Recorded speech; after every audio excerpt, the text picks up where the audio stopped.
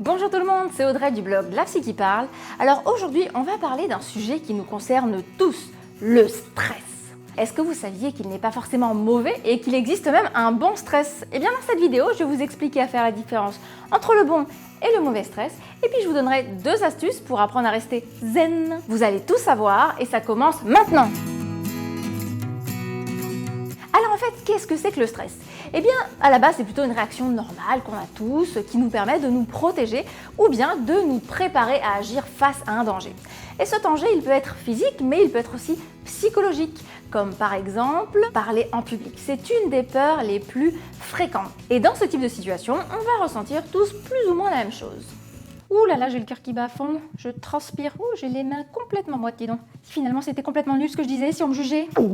Et là, tu vas avoir le choix entre 3 types de réactions. Première réaction, la fuite. Tu vas avoir envie de prendre tes jambes à ton cou et de partir très loin, mais alors très loin d'ici. Alors, l'issue de secours la plus proche...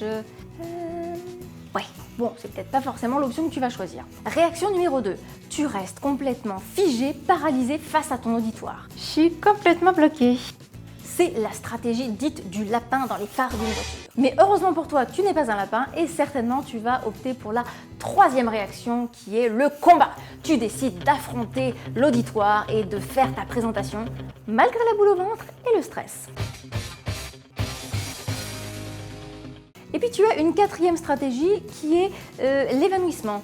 Oui, je l'ai testé personnellement lors d'une présentation que je devais faire. Et donc là, mon cerveau n'a rien trouvé de mieux en fait que de se mettre en off. Oui, carrément déconnecté.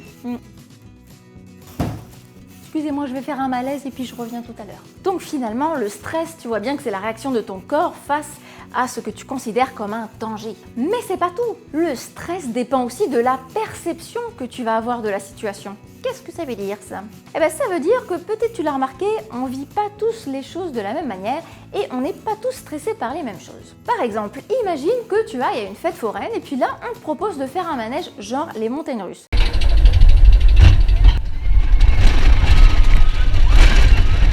Alors autant te dire que si c'est à moi qu'on le propose, en termes d'échelle du stress, je suis à 10 sur 10.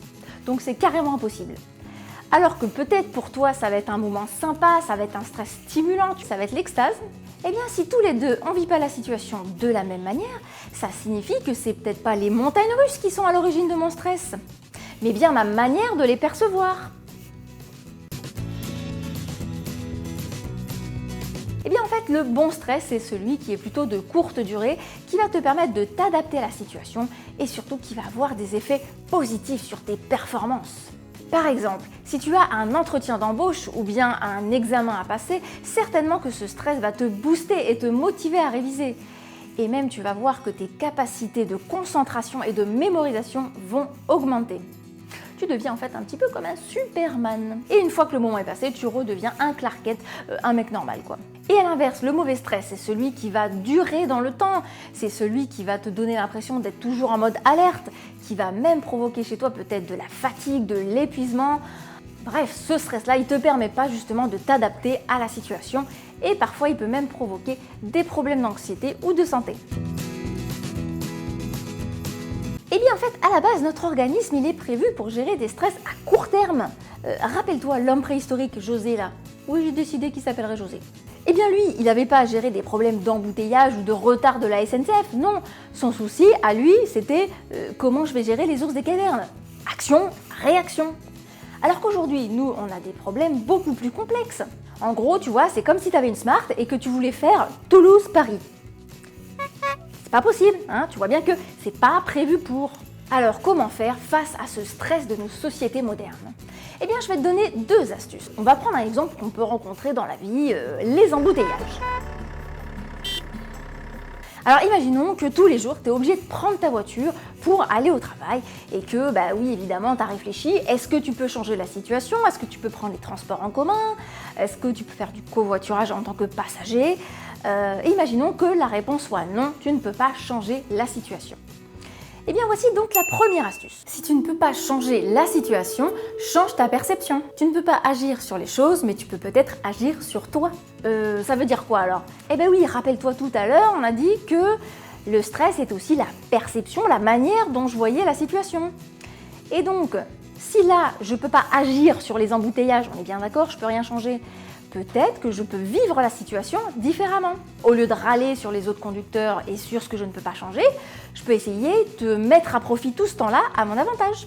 Peut-être que je peux écouter de la musique, des podcasts, des livres audio. Peut-être que je peux faire des exercices de respiration. Et dans ce cas où tu ne peux pas changer la situation, tu peux essayer d'agir pour éviter d'avoir les effets négatifs du stress. Deuxième astuce, la prévention.